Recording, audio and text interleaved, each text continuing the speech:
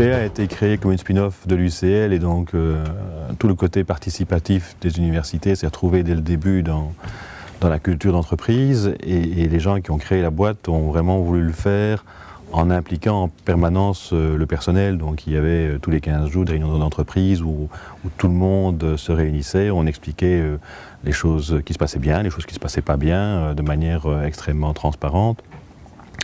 Et donc dans la continuité de ça, quand on a pu ouvrir le capital au personnel, on l'a fait, on s'est battu pour que ce soit le cas et pour que tout le monde puisse participer selon ses moyens, chacun selon ses moyens.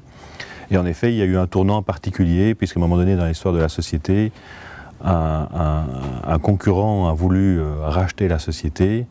Les actionnaires étaient a priori pas contre, puisque en pure logique actionnariale, voilà, il y en a qui disaient je vais faire une belle plus-value et pourquoi pas. Et bien sûr, les employés, nous, on était plutôt pétrifiés de voir cette possibilité-là. On a croisé des conseillers financiers, par contre, qui nous ont dit mais pourquoi vous ne reprendriez pas ça vous-même et vous ne rachèteriez pas ça vous-même? Vous avez déjà l'excellence dans la société, on va pouvoir utiliser ça comme collatéral. On s'est tous endettés. On a proposé à tout le personnel d'ailleurs de le faire. On s'est tous endettés collectivement au niveau de la société pour racheter, étant entendu qu'on n'avait comme garantie de ça que nos actions. Donc on n'avait pas de dette personnelle pour le faire. Et donc on a rassemblé à ce moment-là tous les gens qui étaient prêts et voulaient vivre l'aventure. Et on avait dit à tout le monde, l'objectif c'est vraiment d'ancrer la société. D'ailleurs la société s'appelle aujourd'hui l'ancrage belge.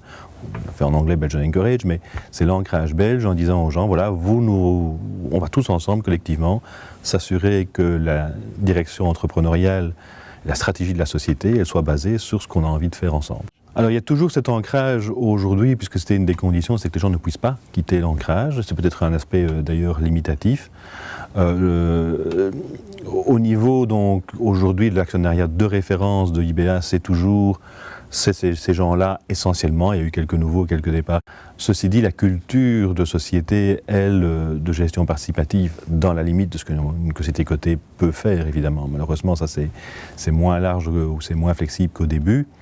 Mais on a toujours aujourd'hui les réunions de société qui sont mensuelles maintenant parce que le groupe a grandi, dans lesquelles on repasse en revue les différents éléments et tout quiconque peut prendre le micro et dire chef, moi ici je ne comprends pas, qu'est-ce qu'on fait et voilà, on se fait partie de la culture de devoir expliquer ce qu'on fait.